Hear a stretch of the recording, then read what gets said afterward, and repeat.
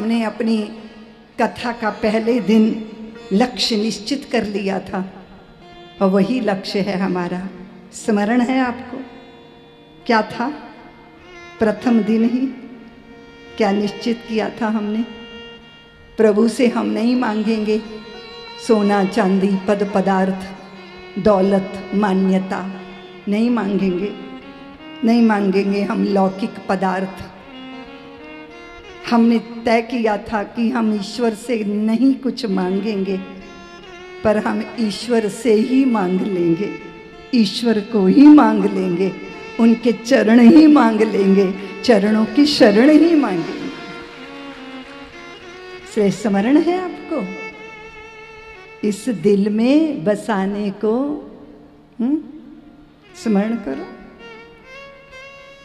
इस दिल में बसाने को हरि अपने चरण दे दो, गर चरण नहीं देते चरणों में शरण दे दो। इस दिल में बसाने को हरि अपने चरण दे दो, गर चरण नहीं देते चरणों में शरण दे दो। हर श्वास में हे भगवान तेरा नाम पुकारेंगे, हर श्वास में हे भगवान तेरा नाम पुकारेंगे। जीते जी मनमोहन तुझे पल न बिसारेंगे, जीते जी मनमोहन तुम्हें पल न बिसारेंगे, एक पल न बिसारेंगे।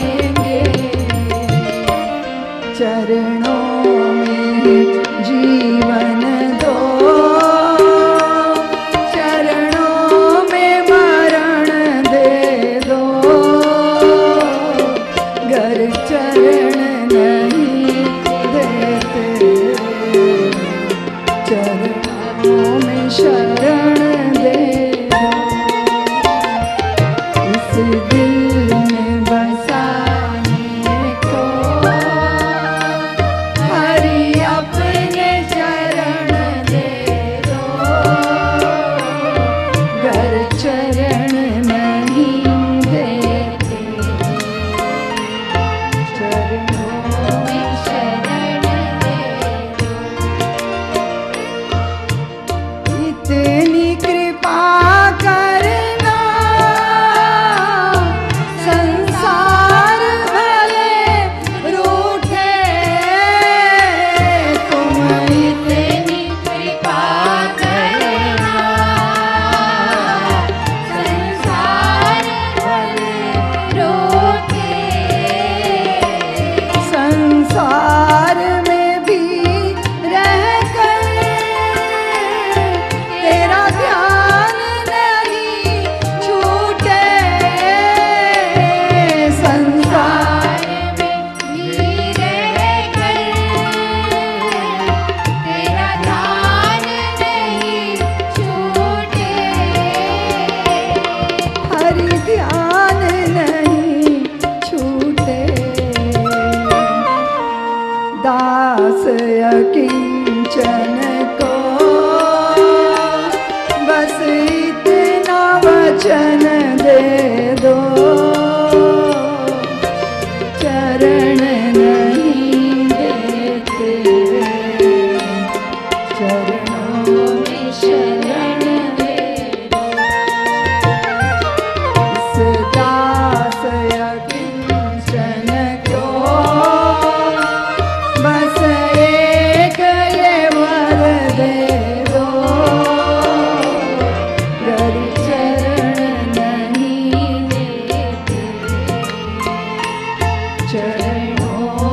शरण दे दो। जब अंत समय आए तुम सामने आ जाना। जब अंत समय आए तुम सामने आ जाना। संग हो राधा रानी यूं दर्श दिखा जाना। संग हो राधा रानी यूं दर्श दिखा जाना। हरि दर्श दिखा जाना।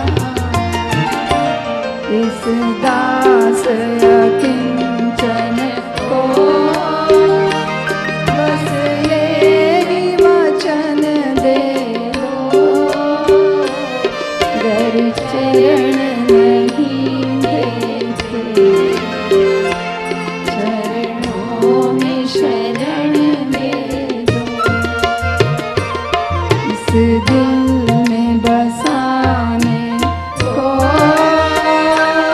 हरि अपने चरण दे दो। गर चरण नहीं देते चरणों में शरण दे दो। चरणों में शरण दे चरणों में शरण दे। धनियों धनियों के तो धन है लाखों, मुझ निर्धन के धन बस तुम हो। कोई पहने मानिक माल कोई लाल जड़ावे, कोई रचे महावर मेहंदी मोतियन मांग भरावे। सोने वाले चांदी वाले पानी वाले पत्थर वाले तन तन के तो 100 श्रृंगार हैं। मन के आभूषण बस तुम हो। धनियों के तो धन है लाखों, पर मुझ निर्धन के धन बस। कोई जावे पुरी द्वारका कोई ध्यावे काशी, कोई तपे त्रिवेणी संगम कोई मथुरा वासी। उत्तर दक्षिण पूर्व पश्चिम भीतर बाहर सब जग जाहर। अन्यों के 100 तीर्थ हैं, मेरे वृंदावन बस तुम हो। धनियों के तो धन है लाखों, मुझ निर्धन के धन बस। कोई करे गुमान रूप का कोई धन पर झूमे, कोई मारे डींग ज्ञान की कोई बल पर झूमे। काया माया जोरू जाता सुख दुख जस अप जस त्रितापा। जीता मरता जग 100 विधि से, पर मेरे जन्म मरण बस तुम हो। धनियों के तो धन है लाखों, मुझ निर्धन के धन बस। एक निष्ठ भक्ति, भगवान के श्री चरणों की भक्ति, भगवान की रूप माधुरी का आकर्षण, उनके नाम का धन। वो जिनके पास होता है उनके साथ साथ वैकुंठ चलता है। उनके साथ पावनता पवित्रता प्रसन्नता आह्लाद प्रहलाद प्रमोद उनके आसपास नृत्य करता है। जब हृदय में संसार होता है, मथानी चलती है और चित्त व्याकुल हो जाता है। और जब हृदय में श्री हरि के चरण होते हैं तो चित्त तृप्त होकर शांत हो जाता है। अतीव सुख का अनुभव होता है। अनंत शांति का आगार हमारा हृदय ही बन जाता है। ब्रजजनों का ये सौभाग्य है कि वे अनुगत हुए, वो एक निष्ठ हुए। कभी कभी बहुत तरह के विचार हमारे चित्त को व्यथित करते हैं, द्वंद्वों में भर जाता है मन। लेकिन ब्रजजन भोले हैं, सरल हैं, सहज हैं और अपने श्याम सुंदर के चरणों के अनुगत हैं। देखा उन्होंने कैसे मेरे श्याम सुंदर ने अपनी इकन्नी उंगली पर गोवर्धन धारण किया। उन्होंने दर्शन किया जैसे हमारे कान्हा की इकन्नी उंगली पर गोवर्धन नृत्य कर रहा है और उनके कमर में बंधी हुई उनकी बंसी वो स्वयं ही धुनें छेड़ रही हैं। गैया रंभा नहीं रही, गीत गा रही हैं।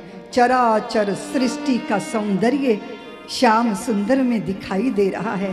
ग्वाल वालों ने लकुटियां लगाई हैं। 7 दिन लगातार गोवर्धन धारी ने गोवर्धन को धारण किया। शेषनाग ने ब्रज की रक्षा की, चारों तरफ से लपेटा मार के, और उस गोवर्धन पर्वत पर अगस्त मुनि ने बैठकर जल पान किया। सुदर्शन चक्र ने जल सुखाया। त्रेता युग में एक अद्भुत सी एक घटना घटी थी, जब भगवती जानकी ने एक अपनी इच्छा व्यक्त की थी श्री राम जी के चरणों में कि नाथ, कोई ऐसा ब्राह्मण, कोई ऐसा महात्मा आए जिसको मैं जी भर के भोजन करवाऊं, जी भर के मैं स्वयं ही रसोई बनाऊंगी। जब आपके यहाँ संत आए ना तो चाकरों से सेवा नहीं कराते, चाहे भले ही आप जितने मर्जी धनी हों, लेकिन गुरु आए, संत आए, महापुरुष आए, भूदेव आए तो उनकी अपने हाथों से सेवा करना, रसोई को पवित्र ही नहीं रखना अपितु पवित्र हृदय से भोजन तैयार करना। इसके लिए हमारे भारत की देवियां बहुत संस्कारी हैं। उन्हें पता है कि रसोई में ठाकुर को कैसे उतार लेना है, भोजन को कैसे प्रसाद बना देना है, चलने को कैसे परिक्रमा बना देना है, स्नान को भी कैसे भोले बाबा का अभिषेक बना देना है। ये भाव भक्ति भारत की देवियों को संस्कारों से ही प्राप्त है। रस की निष्पत्ति होती है, भोजन भोजन नहीं रहता, प्रसाद बन जाता है जब आप भगवान का नाम लेके भोजन बनाते। ये जो जीवा है ना, इसको रसना भी बोलते हैं। क्या बोलते हैं? वो आर्टिफिशियल कोल्ड ड्रिंक की बात नहीं मैं कर रही, आई लव यू रसना वाली रसना नहीं है ये जीभा, ये रसना। और इस रस से, रसना से जब ईश्वर का नाम लेते हैं तो हृदय में रस घुल जाता है और फिर ऐसी भाव दशा में बनाया गया भोजन प्रसाद बन जाता है। रसो वही साह, हर व्यक्ति रस चाहता है और मेरे ठाकुर ही रस रासेश्वर हैं। रस की निष्पत्ति उन्हीं से होती है। पुष्पों में वे सुगंधी बनकर नीलिमा आकाश की, सागर की गहराई, धरती का धैर्य, धरा का धर्म, बीजों के भीतर इतनी बड़े वृक्ष, विशाल वृक्ष को हो जाने की संभावना। बीज भी, उस बीज में फूल भी, पत्ते भी, फल भी, वृक्ष भी। इतनी नन्हे से बीज में इतना बड़ा सामान लेकर कौन बैठा है? ये किसकी करामात है? और जब इसका चिंतन भक्त के हृदय में चलता है तो भाव विभोर हो जाता है, आनंद में निमग्न हो जाता है। फिर आनंद में निमज्जित चित्त और उसमें से उठे हुए भावों के प्रवाह वो जीवन को धन्य बनाते हैं, कृतार्थ करते हैं। जानकी मैया ने कहा था श्री राम से, और फिर उन्हीं की करुणा कृपा से अगस्त मुनि पहुंच गए थे वहां। जी भर के भोजन कराने की चाह थी। 15 दिन हो गए थे उन्हें भोजन करते करते। गणपति स्वयं आकर बैठ गए थे, रसोई में पूरियां उतार रहे थे। 15 दिन भोजन करते, 15 दिन कातर दृष्टि से मैया, बहुत व्याकुल दृष्टि से जानकी ने श्री राम को देखा और कहा इनको भोजन के बीच में जल भी तो पीना चाहिए। तो प्रभु ने कहा मुनि, जानकी कह रही है कि जल भी तो पीजिए भोजन के बीच में। तो अगस्त मुनि बोले कि मैया से कह दीजिए जब आधा भोजन हो जाएगा तब हम जल पिएंगे। तो जानकी और व्याकुल हुई और कहा कि अभी आधा भी नहीं हुआ। तो फिर इनसे कहिए ना कि अपनी लीला समेटें। भगवान द्वार पर खड़े हो गए। अगस्त मुनि को कनखियों से इशारा किया कि बस हो गया, शांत हो जाइए। तो अगस्त मुनि बोले हाँ प्रभु हो गया। अब मैया से कहे कि मुझे जल पिला दे।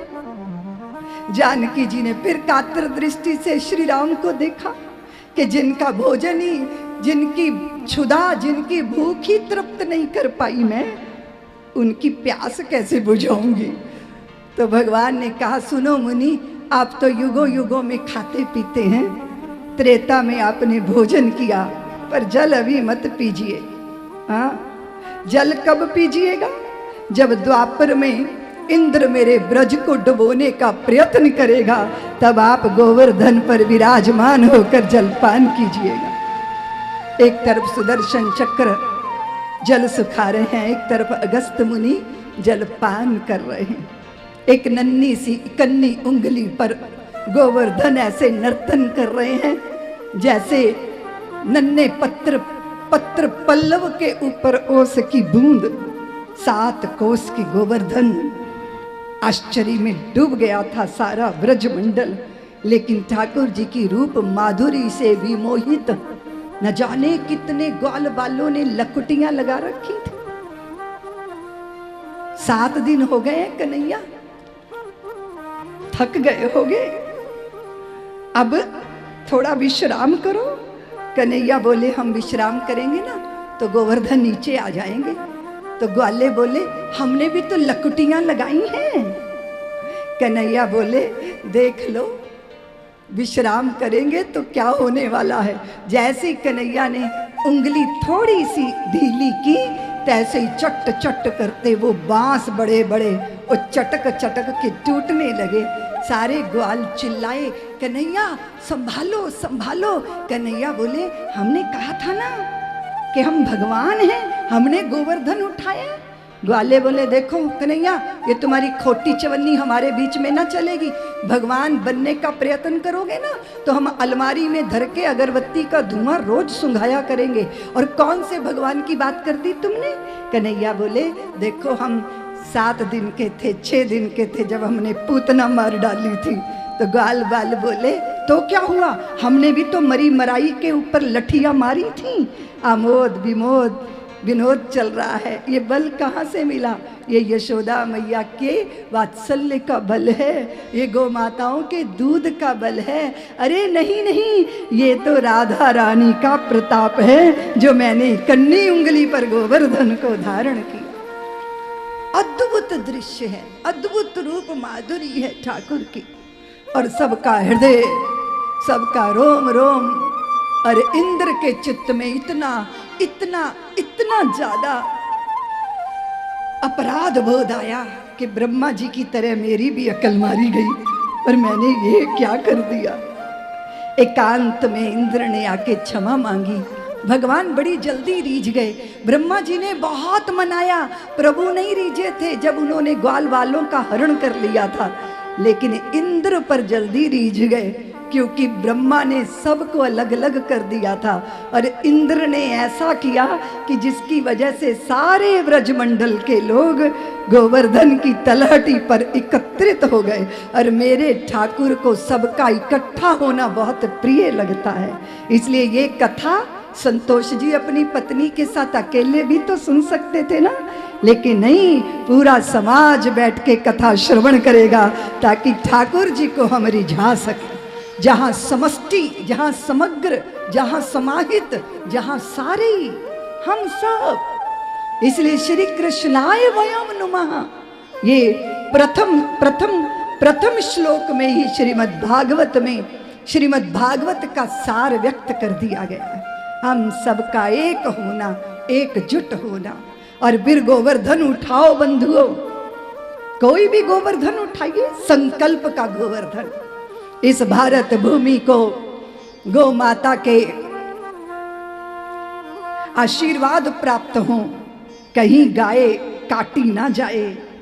गोवर्धन उठाइए, पूरे भारत की संतानों का चित्त संस्कारों से संस्कारित होगा। निश्चय करो भारतीयों कि हम भारतीयों के बच्चे तुलसी के पौधे हैं और तुलसी के पौधे वासनाओं की शराबों से नहीं, संस्कारों के गंगा जल से सींचे जाएंगे। संकल्प करो, संकल्प करो कि हम वैभव का आवाहन करेंगे, पर भव्यता के बीच में हम दिव्यता को स्थापित करना नहीं भूलेंगे।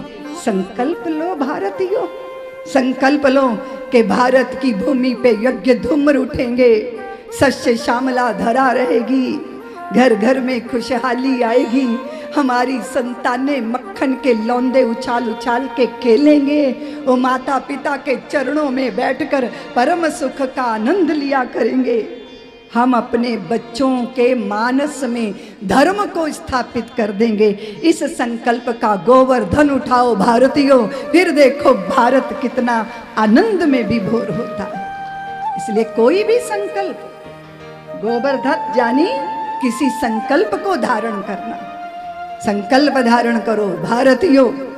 ये भारत जिसमें सत्य सनातन संस्कृति, चींटी से ब्रह्मा तक एक ही परमात्मा का दर्शन करने वाली वो धर्म की धारा, वेदों में है, मूल पुराणों में जिसकी व्याख्या है, उपनिषदों में जिसका चिंतन और सरस आख्या है, स्मृतियों में जिसकी स्मृति सफल विधान बनी है, जिसकी असिधारा वीरों का चिर आह्वान बनी है, राम कृष्ण का जीवन जिसकी शाश्वत परिभाषा है, वही हमारा धर्म सनातन धरती की आशा है। दृष्टा ऋषियों ने भूतल को जिसका ज्ञान दिया था, ऋषभ तथागत महावीर ने जिसका गान किया था, रामायण जय काव्य जब जिसकी विजय सुनाते, जिसकी सेवा हित परमेश्वर स्वयं धरा पर आते, जो जीवन को सरस धरा को स्वर्ग बना देता है, वही हमारा धर्म सनातन जय काल जेता है।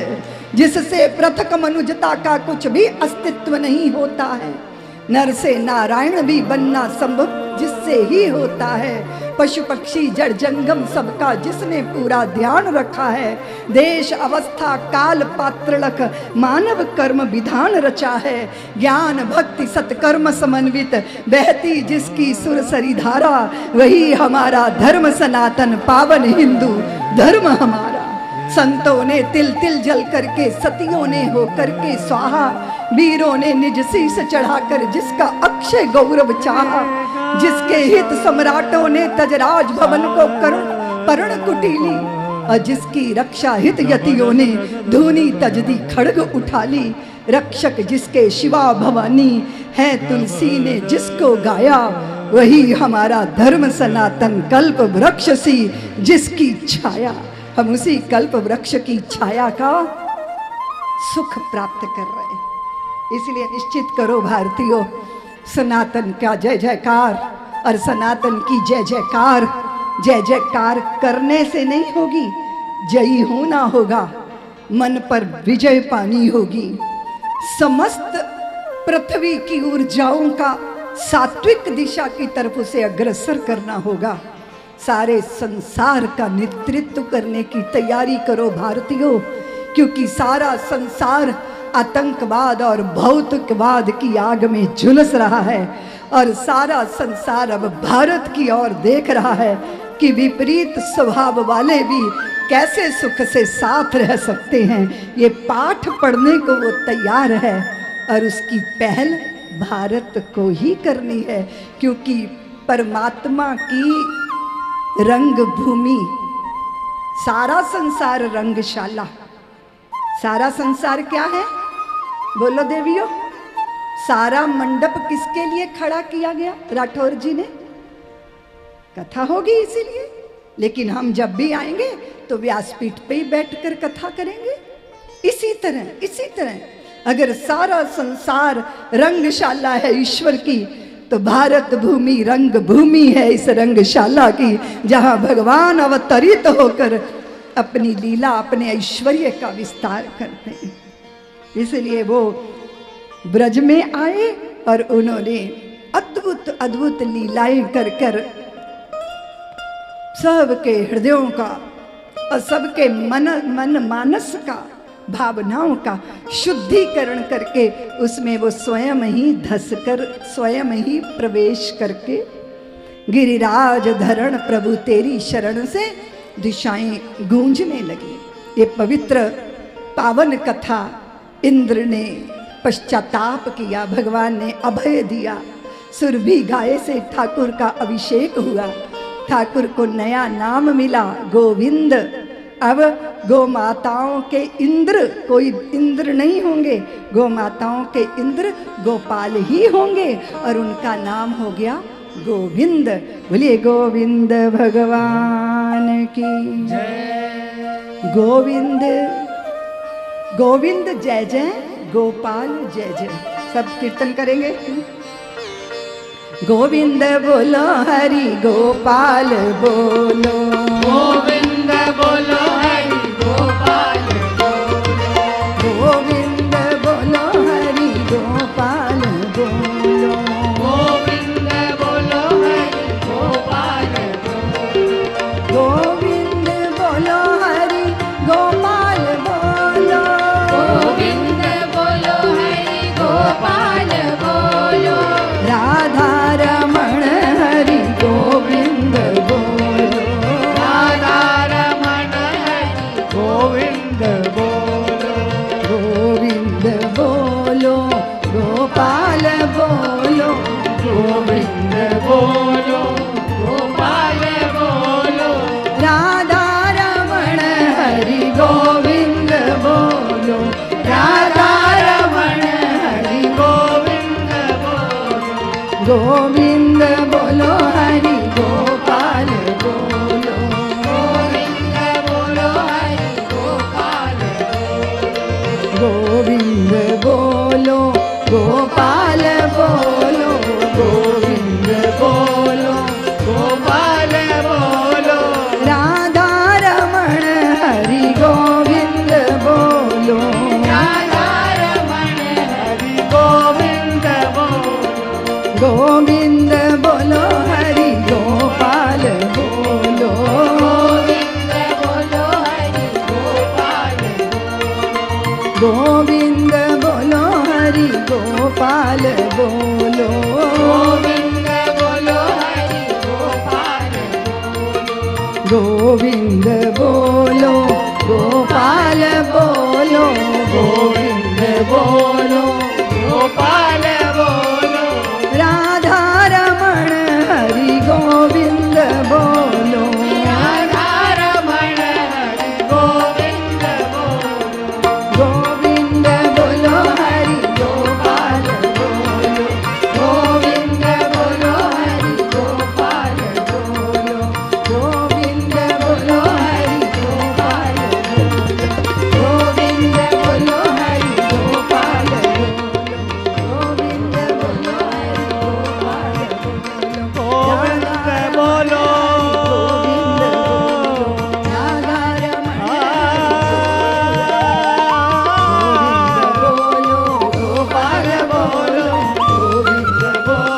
गोपाल बोलो, राधा रमण हरि गोविंद बोलो, राधा रमण हरि गोविंद बोलो, गोविंद बोलो हरि गोपाल बोलो, गोविंद बोलो हरि गोपाल बोलो, गोविंद बोलो हरि गोपाल बोलो, बोले गोविंद गोपाल भगवान की जय।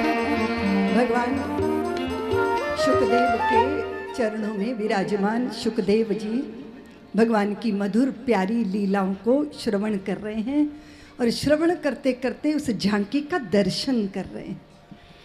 श्रवण करने का सबसे बड़ा फल ये होता है देवियों कि हमारा हृदय गदगद होता है, वाणी अवरुद्ध होती है, चित्त रोमांचित होता है, आंखें गीली हो जाती हैं।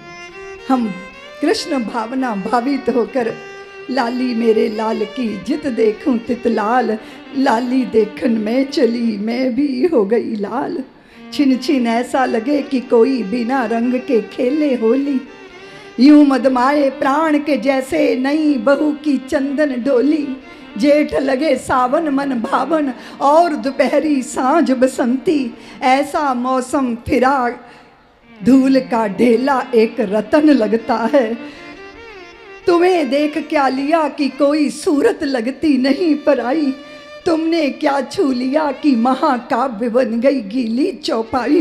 कौन करे अब मठ में पूजा, कौन घुमाए हाथ सुमिरनी, जीना हमें भजन लगता है, मरना हमें हवन लगता है। छिन छिन ऐसा लगे कि कोई बिना रंग के खेली। तुम्हें चूमने का गुनाह कर ऐसा पुण्य कर गई माटी, जन्म जन्म के लिए हरी हो गई प्राणों की ये बंजर घाटी। पाप पुण्य की बात न छेड़ो, स्वर्ग नरक की करो न चर्चा, याद किसी की मन में हो तो मगर वृंदावन लगता है। छिन छिन ऐसा लगे कि कोई बिना रंग के खेले होली। ठाकुर की बांसुरी बजती है तो दिशाएं उस धुन में डूब जाती हैं, जड़ चेतन हो जाता है, चेतन जड़ हो जाता है। गोपांगनाओं का हृदय श्री राधा रानी का नाम नहीं आया है भागवत जी में। गोपी गोपी कह के भगवान शुकदेव ने इंगित किया है। संत जन कहते हैं कि शुकदेव भगवान की गुरुदेव हैं श्री राधा किशोरी। उनका नाम स्मरण होते ही उनकी भाव समाधि लग जाती है। मुझे लोग पूछते हैं दीदी माँ गुरु कैसे ढूंढे, गुरु के लक्षण क्या होते हैं?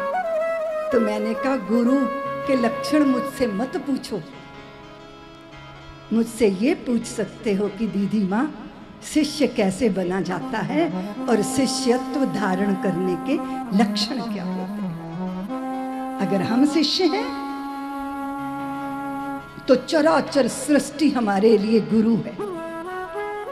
एक वो नन्हा पक्षी भी हमें पुरुषार्थ की शिक्षा दे जाएगा। नदी बहती है, चट्टान आती है बीच में तो वो रुकती नहीं है, उस चट्टान से टकरा के और वेगवती होके आगे बढ़ जाती। एकलव्य शिष्य हो गए थे, द्रोण की प्रतिमा से ही वो पा लिया था जिसे पाने से अर्जुन साथ रहकर भी वंचित रहा।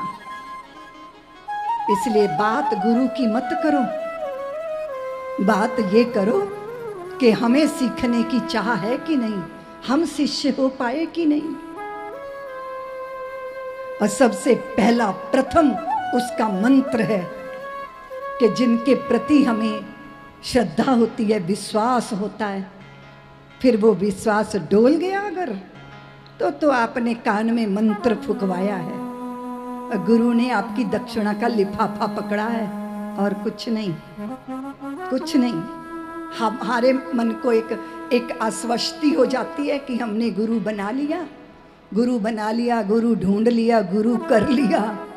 ये कोई दुनियावी प्रक्रिया नहीं है। श्री हरि जब चाहते हैं और तब स्वयं ही आपको आपके मार्गदर्शक तक पहुंचा देते। और इसके लिए आपकी प्यास होनी चाहिए, आंतरिक प्यास। अपने सदगुरु, अपने गुरुदेव, उनकी वाणी को वेद वाक्य मानना, उनका नाम स्मरण होते ही रोमांच चित्त में पैदा हो जाना। सुखदेव भगवान ने कभी नाम नहीं लिया, लेकिन श्रीमद् भागवत महापुराण में महारास लीला, एक अद्भुत रास लीला, एक अद्भुत भगवान का, वो कल हम चर्चा कर रहे थे ना कि हनुमंत लाल ने कहा कि प्रभु लंका पर विजय पाकर और विभीषण का तो अभिषेक आपने सागर के जल से ही तिलक कर दिया था, लंकेश्वर कहकर उसका स्वागत किया। लेकिन दंडकारण्य के बहुत सारे ऋषि मुनि आपकी प्रतीक्षा कर रहे हैं। वो चाहते हैं कि आप अयोध्या जाओ, उसके पहले उनसे उनका मिलन हो जाए, आपके चरणों में उनका प्रणाम हो जाए, आपको आलिंगन दान हो जाए। भगवान ने कहा हनुमंत लाल देख रहे हो, भरत ने कहा था कि अगर एक दिन भी विलंब हुआ तो वो अग्नि स्नान कर लेंगे, और भरत ऐसा ही कर लेगा। मेरे पास अवकाश नहीं है। प्रतीक्षा की है दंडकारण्य के ऋषियों ने, और हनुमंत लाल थोड़ी और परीक्षा, थोड़ी और प्रतीक्षा कर लेंगे। वो द्वापर में उन सब का आवाहन करूंगा मैं आप ही के माध्यम से। आप ही बंसी बनकर मेरे अधरों पर होंगे और वो ऋषि मुनि सब गोपांगनाएं बनकर मेरे साथ महारास का सुख, उस प्रसाद को प्राप्त करें। उस भाव के साथ उन्हें प्रतीक्षा करनी होगी। भगवान ने दिव्य ऐश्वर्य पूर्ण स्वरूप का दर्शन ऐसा अद्भुत किया। शुकदेव भगवान दिव्य महाराज का दर्शन कर रहे हैं, उभाव से उसमें प्रवेश कर गए। भगवान पीतारात्रि शरदोत्फुल्ल मल्लिका वीक्षरन्तुं मनश्चक्रे योग मायामुपाश्रितः। देखा जाए तो हमारी सब तरह की चित्त वृत्तियां हमारी चेतन रूपी श्री कृष्ण से ही प्रकाशित होती हैं। रास एक दिन घटित नहीं हुई देवियों। जिस दिन पूर्णिमा का चंद्रमा होता है, देखिएगा आप, सारी सृष्टि में हर पल हर क्षण रास घटित हो रहा है। रसो वैसा, जब माँ अपने पुत्र को छाती से लगा लेती है ना, और स्तनों पर रस दूध बनकर निकल आता है, रास ही तो है ये। प्रिया प्रियतम जब एक दूसरे की आंखें डालकर संसार भूल जाते हैं, रस की निष्पत्ति होती है। मित्र मित्र का हाथ पकड़ लेते हैं, हृदय में मैत्री का भाव धन्य कर देता है, ये रास ही तो है। पिता और पुत्र का मिलन, पति और पत्नी का मिलन, मित्र और मित्र का मिलन, भगनी और बहन का मिलन, उस मिलन में जब अश्रुपात हो जाए, जब वाणी अवरुद्ध हो जाए, ये तो संसारी संबंध हैं। इनको पाके हम इतने धन्य हो जाते हैं, लेकिन परमात्मा का स्मरण करते, रास रसी आपने किया है काम निष्काम। ये मत सोचिएगा ये साधारण डांडिया करने वाले लोग ये रास करते, नहीं नहीं नहीं, ऐसा नहीं तो फिर चूक जाओगे, वंचित हो जाओगे। मात्र नृत्य कर लेना रास नहीं है, आंतरिक गहराइयों में उतरना, शरीर शुद्धि हो, मन शुद्धि हो, विचार शुद्धि हो, भाव शुद्धि हो, फिर शरीर शून्यता हो, फिर भाव शून्यता हो, और फिर विचार शून्यता हो। ऐसे 6 सोपान पार करने पड़ते हैं। काया की शुद्धि भोजन की सात्विकता से निश्चित होती है देवियों। आप कहोगे दीदी माँ हम तो बड़ा शुद्ध विचार रखते, क्या विचारों में परहित है, परोपकार है, परमार्थ है, पर दुख कातरता है, भावों की शुद्धि यानी चित्त में करुणा है कि नहीं, प्रेम है, स्नेह है, धन्यता का बोध भावों में बहुत जरूरी है। धन कमाना बुरा नहीं है बंधु भगनी, पर पूरे समय रोकड़ा दिमाग में गिनते रहना, इसका मतलब भाव शुद्धि।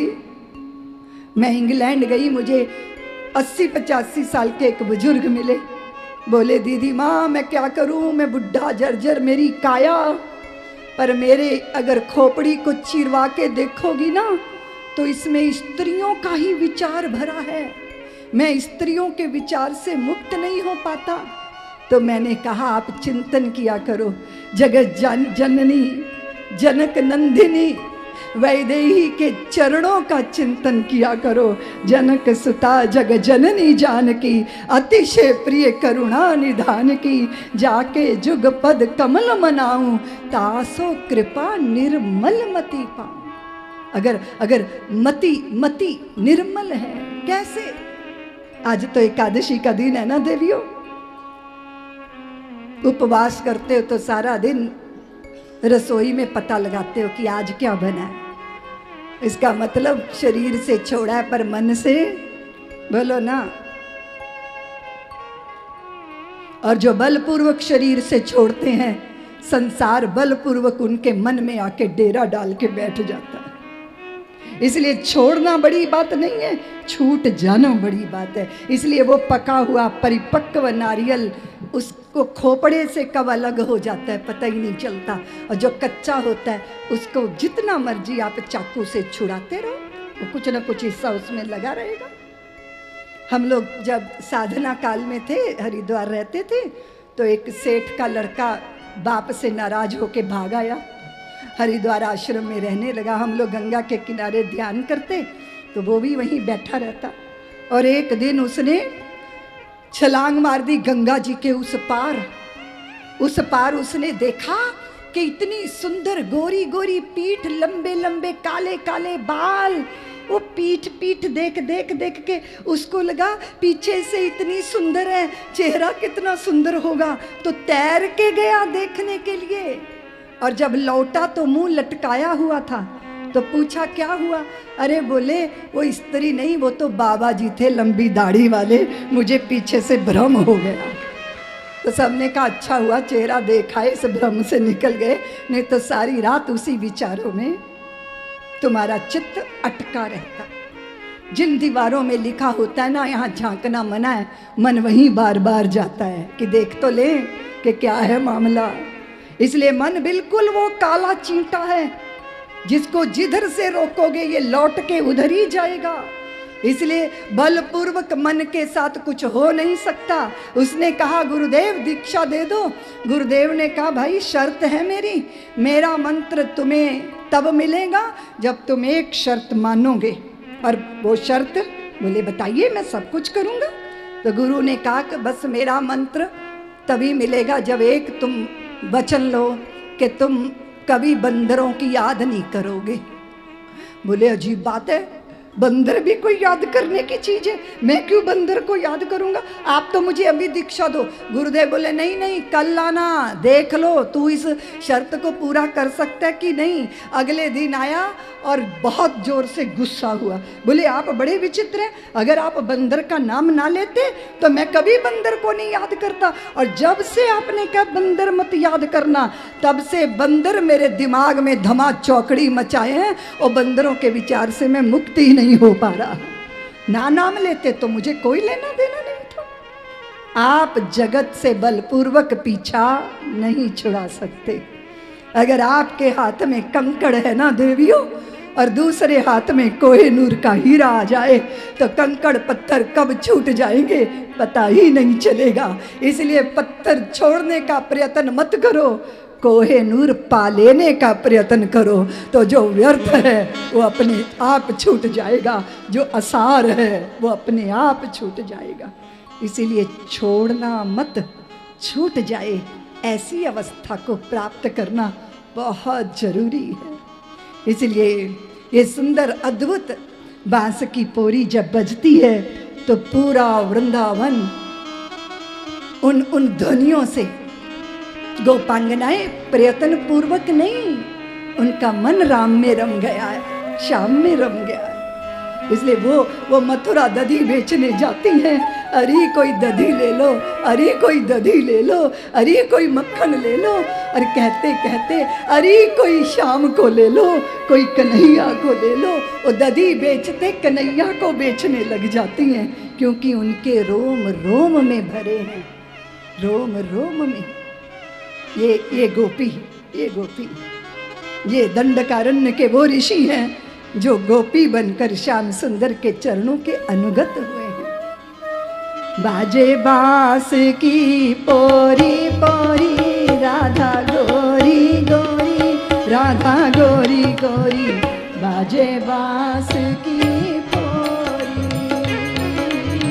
बाजे बांस की पोरी,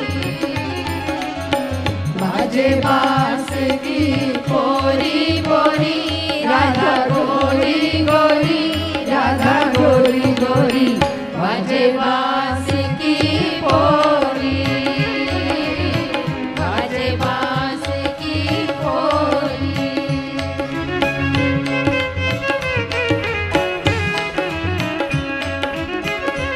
बोलिए रास रासेश्वर भगवान की।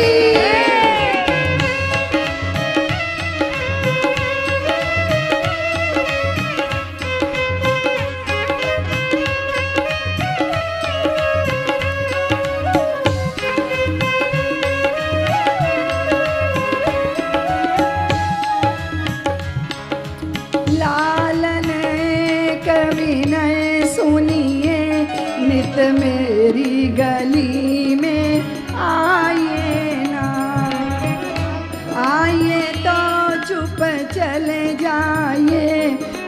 बंसी मधुर बजाइए ना, बजाइए तो अधरन धर के यूं मंद मंद मुस्काइए ना, तरसाइए ना उर प्रेम व्यथा, आइए तो फिर यूं जाइए ना, आइए तो फिर यूं जाइए ना, आइए तो फिर यूं जाइए ना।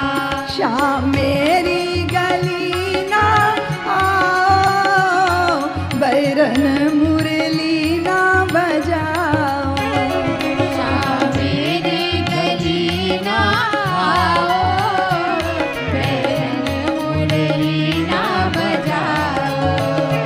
कान्हा अब मान भी जाओ, मेरी सुध बुध ना बिसराओ, आप मान भी जाओ, मेरी सुध बुध ना बिसराओ। ओ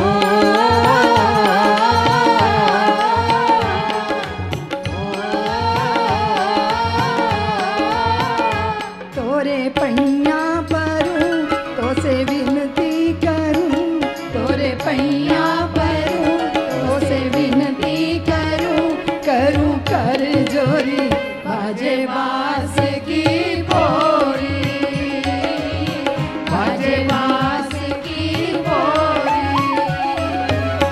बाजे बास की बोरी बोरी, राधा गोरी गोरी, राधा गोरी गोरी, बाजे बास की बोरी, बाजे बास की बोरी।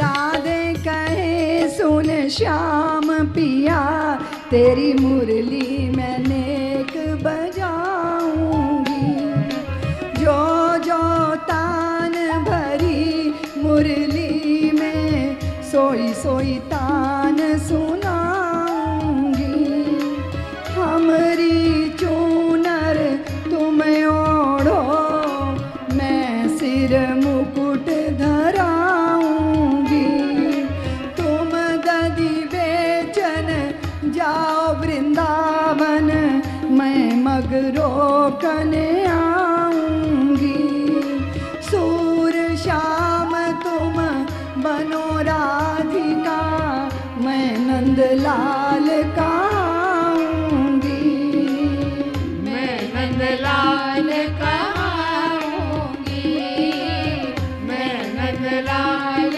कहूँगी। एक नंद गाँव का छोरा हर ले गया मनवा मोरा, एक नंद गाँव का छोरा, हर ले गया मनवा मोरा। कांधे पे कमरिया कारी, जाए पग पग पे वो निहोरा, कांधे पे कमरिया कारी, जाए पग पग पे वो निहोरा।